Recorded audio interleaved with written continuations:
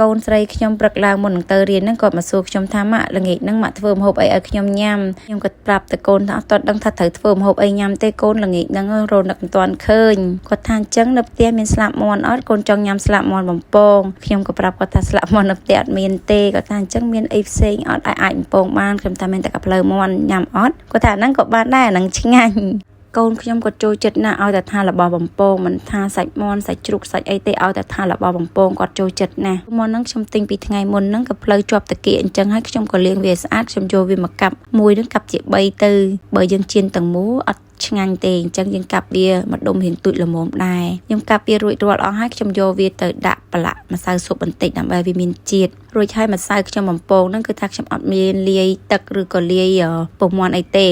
គឺខ្ញុំយកសាច់មាន់ហ្នឹងមកប្រឡាក់នឹងលើម្សៅហ្នឹងទៅយើងដាក់វាបំពងតែម្ដងខ្ញុំចាក់ប្រេងហ្នឹងចូលក្នុងខ្ទះទៅដល់តែប្រេងហ្នឹងរៀងក្តៅទៅខ្ញុំនឹងដាក់សាច់មាន់ចូលទៅបំពងហើយខ្ញុំបំពងសាច់មាន់អញ្ចឹងខ្ញុំអត់បង្ខំភ្លើងឲ្យវាក្តៅប្រេងហ្នឹងក្តៅខ្លាំងទេខ្ញុំបើកល្មមយើងធ្វើអញ្ចឹងវាខាងក្រៅស្រួយខាងក្នុងវាឆ្អិនដល់ខាងក្នុងទៀតផងខ្ញុំកំពុងតែបំពងមាន់អញ្ចឹងក្មួយខ្ញុំក៏ទេមកប្រាប់ខ្ញុំថាគាត់ចង់ញ៉ាំបាយផ្ទះខ្ញុំដែរគាត់ឲ្យខ្ញុំនឹងដាំបាយឲ្យច្រើនឲ្យគាត់ញ៉ាំផងអញ្ចឹងហើយមាន់ដំបូងខ្ញុំថាធ្វើខ្លះទុកខ្លះអញ្ចឹងទៅតែដល់ពេលគាត់ថាគាត់មកដែរអញ្ចឹងខ្ញុំក៏យកមាន់ហ្នឹងទៅបំពងអស់តែម្ដងទៅព្រោះអីក្មួយគាត់មកញ៉ាំបាយផ្ទះខ្ញុំដែរហើយខ្ញុំអត់ធ្វើម្ហូបអីច្រើនទេខ្ញុំធ្វើតែមាន់បំពងមួយទៅហើយនឹងឆាបន្លែមួយមុខទៀតទៅគឺថាបានហើយព្រោះអីនៅផ្ទះខ្ញុំហ្នឹងបើថាឲ្យញ៉ាំបន្លែហ្នឹងមានតែខ្ញុំទេដែលអ្នកចូលចិត្តញ៉ាំបន្លែប្តីឲ្យកូនពួកគាត់អត់សូវចូលចិត្តញ៉ាំទេគ្រាន់តែឆាបន្លែឲ្យមានអញ្ចឹងទៅហើយបើថារបស់បំពងវិញទុកចិត្តលើប្តីនិងកូនទៅគឺថាចូលចិត្តណាស់បំពងមាន់ឆ្អិនរួចរាល់អស់ហើយនឹងឆាបន្លែឆាអីឆ្អិនអស់ហើយ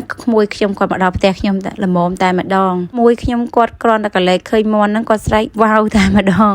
គាត់ថាឡើងឈ្ងុយគាត់ចង់ញ៉ាំហើយតែញ៉ាំបានឥឡូវហ្នឹងអត់ខ្ញុំថាញ៉ាំបានហើយរៀបចំញ៉ាំបាយតែម្ដងទៅក្មួយខ្ញុំគាត់ចូលចិត្តមកលេងផ្ទះខ្ញុំចូលចិត្តមកញ៉ាំបាយផ្ទះខ្ញុំណាស់ឲ្យតែថ្ងៃណាដែលគាត់ទៅរៀន